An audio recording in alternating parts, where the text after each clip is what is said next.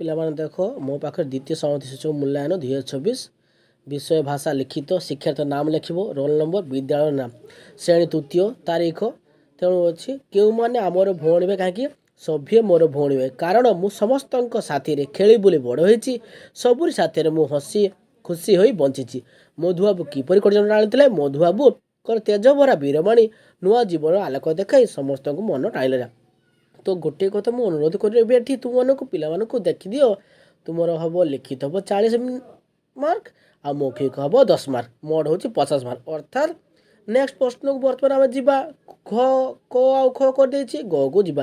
ଜନ ଧରିବା ମାଙ୍କଡ଼ ମାନେ କେଉଁ ପ୍ରକାର ଯୋଜନା କରିଥିଲେ ଜନ ଧରିବା ମାଙ୍କଡ଼ ମାନେ ଏହି ନୂଆ ଯୋଜନା କରିଥିଲେ ଯେ ଜଣେ ଅନ୍ୟ ଜଣଙ୍କର ହାତ ଧରାଧରି ହୋଇ ଗଛରୁ ତଳକୁ ଲଟକିବେ ଆଉ ଚୁପ୍ କରି ମାଙ୍କଡ଼ ମାନଙ୍କୁ ଧରି ପକାଇବେ।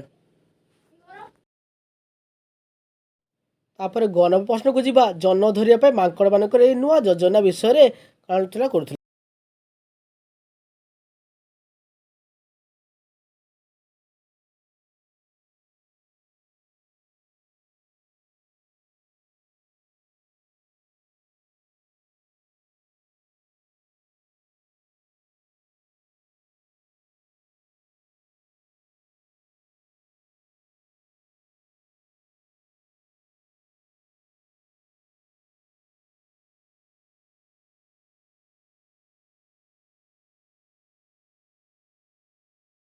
ଗାନ୍ଧିଜୀ ଚିନ୍ତା କରିବା ପରେ କ'ଣ ସିଦ୍ଧାନ୍ତ ନେଲେ ଗାନ୍ଧିଜୀ ଚିନ୍ତା କରିବା ପରେ କସ୍ତୁରବାଙ୍କୁ ଦେଇଥିବା ଉପଦେଶଟିକୁ ନିଜେ କାର୍ଯ୍ୟକାରୀ କରିବା ପାଇଁ ସିଦ୍ଧାନ୍ତ ନେଲେ।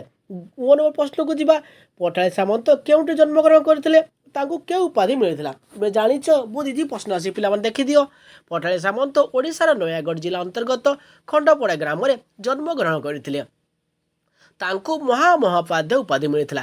ଛବିରେ କ'ଣ ଦେଖୁଛ ଦୁଇଟି ବାକ୍ୟ ଲେଖ ଦେଖ ଛବିଟିରେ ଦେଖ କୁକୁରଟିଏ ପୋଲ ଉପରେ ଠିଆ ହୋଇଛି ପାଣିରେ ଥିବା ତାର ପ୍ରତିବିମ୍ବକୁ ଦେଖୁଛି ତୁମେ 4 ମାର୍କ ପାଇଗଲ। ବହୁତ ଇଜି ପ୍ରଶ୍ନ ଗୁଡ଼ିକ ଆସିଛି ମୋର କିଛି ଦରକାର ନାହିଁ ତୁମମାନଙ୍କର ସାପୋର୍ଟ ଟିକେ ଦରକାର ଭାଇମାନେ ଛାତ୍ରଛାତ୍ରୀମାନେ ତୁମମାନେ କ'ଣ କରିବ ଭିଡ଼ିଓଟିକୁ ଲାଷ୍ଟ ପର୍ଯ୍ୟନ୍ତ ଦେଖିବ ନ ସ୍କିପ୍ କରି।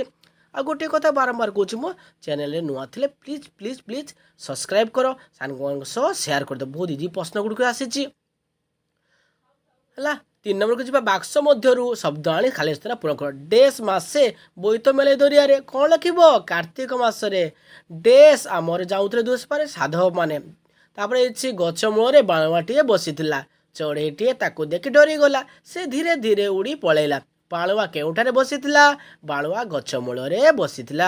ଖ ନମ୍ବର ପ୍ରଶ୍ନକୁ ଯିବା କିଏ ଉଡ଼ି ପଳେଇଲା ଚଢ଼େଇଟିଏ ଉଡ଼ି ପଳେଇଲା। ତ ପ୍ରଶ୍ନ ଗୁଡ଼ିକ ବହୁତ ଇଜି ଆସିଛି ମୁଁ ସବୁ ପ୍ରଶ୍ନ ଉତ୍ତର ଲେଖିଦେଇଛି ତମେ ଅଭ୍ୟାସ କର ପ୍ରଶ୍ନ କେମିତି ଆସିଛି ପରୀକ୍ଷା ନିହାତି କମେଣ୍ଟ କରି କହିବ। ଅନୁଚ୍ଛେଦ ଟିକେ ତଳ ଉତ୍ତର ଲେଖିବ ଠିକ୍ ବନାଟା ମୁହୂର୍ତ୍ତ ମତେ କେଉଁଟା ଠିକ୍ ଅଛି ମୁହୂର୍ତ୍ତ ମୟ ହସ ମୁଁ ହଦୀର୍ଘ ଦ୍ୱିତୀୟତ ଯଦି ପୂଜାରୁ ପୂଜିତ ସେ ଉଦୟରୁ କ'ଣ ହେବ ଉଦିତ।